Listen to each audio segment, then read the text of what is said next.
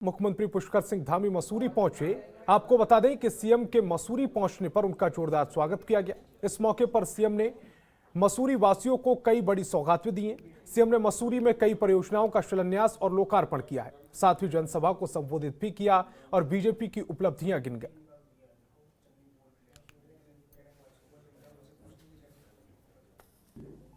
जिसके लिए उत्तराखंड और इसकी जनता सर्वोपरि थी, आज भी थी, कल भी है और आगे भी रहेगी। हमेशा सबसे पहले कोई रहने वाला है तो उत्तराखंड की जनता रहने वाली है। हमारा लक्ष्य केवल और केवल संपूर्ण उत्तराखंड का विकास है। इस लक्ष्य की प्राप्ति के लिए हम लगातार फैसले ले रहे हैं। मुझसे पत्रकार भाई बंधु हर जगह पूछते हैं, बीच में जब मैं टेलीविजनों पर गया तो कहते थे आपको समय कम मिला है, आप काम तो अच्छा कर रहे हैं लेकिन समय कम मिला है। तो मैं उनसे अपनी तरफ से सवाल पूछता था, अरे भाई अब जितना समय है उतना ही तो मिलेगा, अब मैं इसको कैसे बढ़ा दूं? लेकिन मैंने कोशिश करी है कि जितना समय मुझे मिला है मैं एक एक पल और एक एक क्षण का उपयोग अपने उत्तराखंड के 1,25,00,000 भाई बहनों के लिए लगाऊंगा। तो चलिए ग्राफिक्स के जरिए अब आपको समझाते हैं कि मसूरी को सीएम ने क्या क्या सौगात दी है। तो मसूरी यमुना पेयजल योजना का शिलान्यास किया गया है। पेट्रोल पंप के पास पार्किंग का लोकार्पण किया गया। इसके अलावा 32 करोड़ की लागत से बनी मल्टी लेवल पार्किंग का भी शिलान्यास किया गया है। आईडीएच बिल्डिंग के पास हंस कॉलोनी का भूमि पूजन किया गया। बेघर हुए 84 परिवारों के विस्थापन के लिए कॉलोनी का निर्माण हो रहा है। 5 करोड़ 24 लाख की लागत से बनेगी ये पूरी कॉलोनी, जिसका निर्माण अब शुरू हो रहा है। नगर पालिका कार्यालय टाउन हॉल का लोकार्पण किया जा रहा है। 18 करोड़ की लागत से ये टाउन हॉल बनकर तैयार होगा।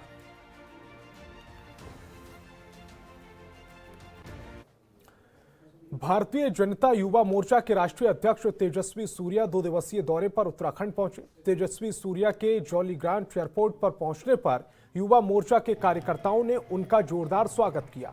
वहीं जॉलीग्रांट से बीजापुर गेस्ट हाउस तक रोड शो भी निकाला गया। आपको बता दें कि इस दौरान स्थानीय कार्यकर्ताओं ने कई जगहों पर तेजस्वी सूर्या का जमकर स्वागत किया है। साथ ही रोड शो के समय तेजस्वी सूर्या ने कहा कि युवा प्रदेश और उत्तराखंड में युवाओं को काफी बड़ी भागीदारी है। वहीं उन्होंने कहा कि बीजेपी युवाओं को मजबूत करने का काम कर रही है।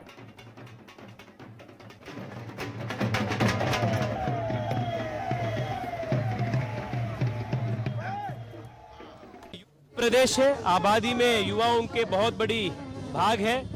युवा मोर्चा ने इस युवा प्रदेश को और मजबूत करने के लिए भारतीय जनता पार्टी के पवित्र माध्यम से और ताकतवर काम करेंगे। और विधानसभा चुनाव की सरगर्मी तेज हो गई। आगामी विधानसभा चुनाव को लेकर कांग्रेस और बीजेपी के साथ आम आदमी पार्टी भी उत्तराखंड की सियासत में अपने पांव जमाने की कोशिश कर रही है। सत्ता में अपनी मजबूत दावेदारी पेश करने के लिए सभी दल की पार्टियां जनता के बीच पहुंचकर रैली निकाल रही हैं और मुद्दों के साथ चुनावी अखाड़े को मजबूत बना रही हैं। बीजेपी दिग्गज नेताओं के साथ हरिद्वार में रैली निकालकर जनता के बीच पहुंचे। बीजेपी की विजय संकल्प यात्रा आज मंगलौर पहुंची, जहां पर जगह जगह बीजेपी के कार्यकर्ताओं ने यात्रा का स्वागत किया। यात्रा में मौजूद बीजेपी के प्रदेश अध्यक्ष मदन कौशिक ने केंद्र सरकार की योजनाओं के बारे में बताया, तो वहीं विपक्ष पर जमकर हमला बोला। संकल्प यात्रा भारतीय जनता पार्टी ने 18 तारीख से हरिद्वार में और 19 तारीख से बागेश्वर से प्रारंभ की है। हम 70 विधानसभाओं में विजय संकल्प की कामना लेकर और जनता के आशीर्वाद के लिए निकले हैं। नरेंद्र मोदी जी के नेतृत्व में उत्तराखंड राज्य में एक 5 साल तक लगातार विकास की दृष्टि लेकर सरकार ने काम किया है। आज भारत सरकार के सहयोग से 1 लाख करोड़ के काम केवल डबल इंजन के कारण चल रहे हैं। और चमोली में चाई गांव में सीता माता के मंदिर में 70 सालों के बाद विश्वकर्मा जागरण का आयोजन किया गया है। मेले में जोशीमठ विकासखंड के विभिन्न गांवों के लोगों ने भाग लिया। वहीं सैकड़ों की तादाद में यहां लोग उपस्थित रहे। इस कार्यक्रम में मुख्य अतिथि की भूमिका 10 गांव के विश्वकर्मा के देवता और जाट देवता होते हैं, जो मेले की शुरुआत करते हैं।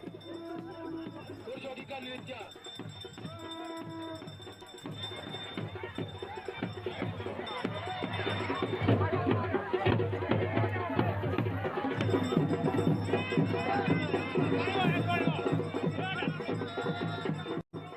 प्रवासी से अनुरोध करूंगा कि 100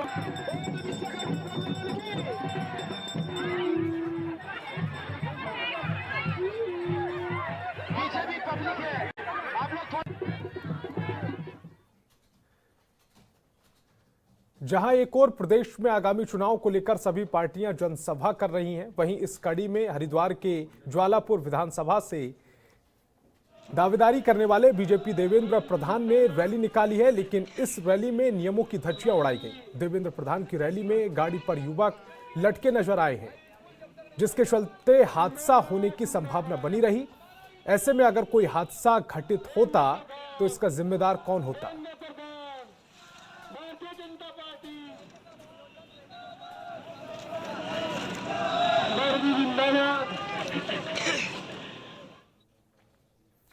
प्रदेश में आगामी चुनाव को लेकर सभी पार्टियां तैयारियों में जुटी हुई हैं। इसी कड़ी में आम आदमी पार्टी ने देहरादून की सभी विधानसभाओं में बाइक रैली निकाली और जन तक पहुंचने की बेरोजगारी, भू कानून, भ्रष्टाचार को लेकर धामी सरकार पर हमला भी बोला।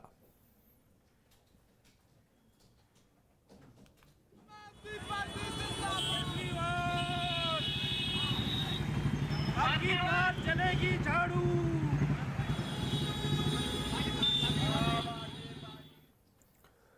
विधानसभा चुनाव 2022 के नजदीक आते ही तमाम राजनीतिक दल जनता के बीच पहुंचकर अपनी उपलब्धियां गिनवाने लगे हैं। साथ ही जनता से नए वादे भी किए जा रहे हैं। इसी के चलते बीजेपी के राष्ट्रीय अध्यक्ष जेपी नड्डा ने हरिद्वार से बीजेपी विजय संकल्प यात्रा को हरी झंडी दिखाकर रवाना किया, जो जन जन तक जाकर बीजेपी की उपलब्धियां पहुंचाएगी। लेकिन इसको लेकर आम आदमी पार्टी के उत्तराखंड सह प्रभारी प्रवीण कुमार ने सरकार पर हमला बोला। आपको बता दें कि प्रवीण कुमार ने बीजेपी पर निशाना साधते हुए कहा कि बीजेपी की विजय संकल्प यात्रा पूरी तरह से विफल साबित हो रही है। साथ ही उन्होंने कहा कि उत्तराखंड की जनता बदलाव चाहती है। उत्तराखंड में जिस तरीके से आम आदमी पार्टी लगातार अपना कैंपेन चला रही है, लगातार लोगों से मिल रही है, लोगों के बीच जा रही है, अलग अलग पार्टी के शीर्ष नेतृत्व की तरफ से अलग अलग जगह जनसभाएं हो रही हैं सारी विधानसभाओं में। उसी के मद्देनजर जैसे आम आदमी पार्टी कर रही है वैसे भाजपा भी कर रही है, लेकिन भाजपा में जिस तरीके से लोगों का रुझान है वो कल की जो जेपी नड्डा जी की रैली है, जो राष्ट्रीय अध्यक्ष जिन्हें कहा जाता है, भाजपा के राष्ट्रीय अध्यक्ष हैं जेपी नड्डा जी और मदन कौशिक जी जो प्रदेश अध्यक्ष हैं, हरिद्वार में उनकी रैली हुई और उस रैली में एक चीज़ देखने को मिली कि उत्तराखंड के लोगों ने पूरी तरीके से भाजपा को नकार दिया है।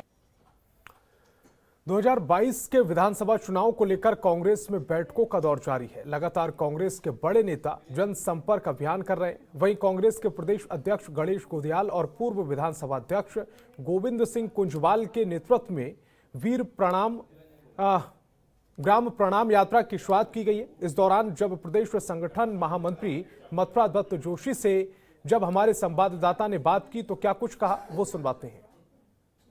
उत्तराखंड कांग्रेस इन दिनों वीर ग्राम प्रणाम कार्यक्रम चला रही है और क्या कार्यक्रम है, किस तरह की रूपरेखा है, इस पर बातचीत करने के लिए हमारे साथ कांग्रेस के प्रदेश महामंत्री संगठन मथुरा दत्त जोशी मौजूद हैं। जोशी जी, क्या रूपरेखा है इस कार्यक्रम की और उद्देश्य क्या है?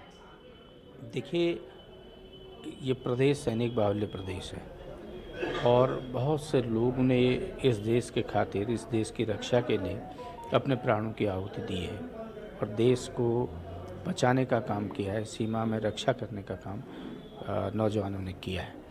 और लगभग गांव में आप ये समझिए कि हर ब्लॉक में हमारे यहाँ बहुत से लोग शहीद हुए हैं। हमने अभी जनरल बिपिन रावत जी की मृत्यु के बाद, शहीद होने के बाद ये कार्यक्रम चलाया है और उनके गांव से और जनरल पीसी जोशी जो हमारे सेना प्रमुख रहे हैं 96-97 में, उनके गांव से कार्यक्रम चलाया है।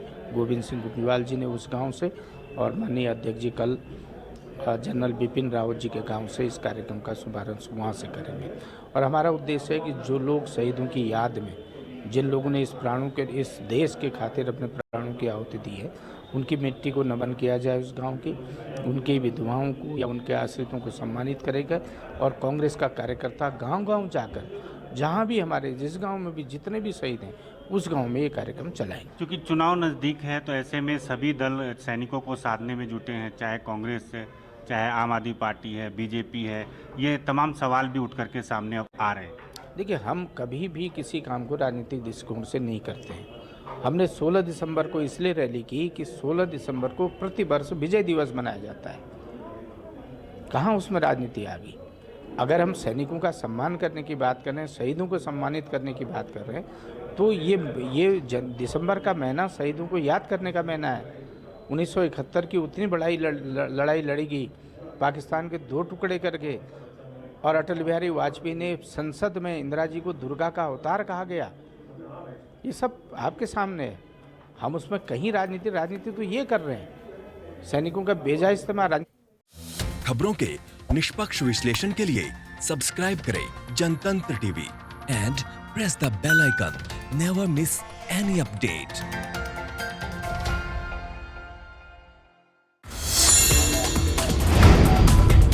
Download the Janatantra TV app, available on Google Play and App Store. Download it now.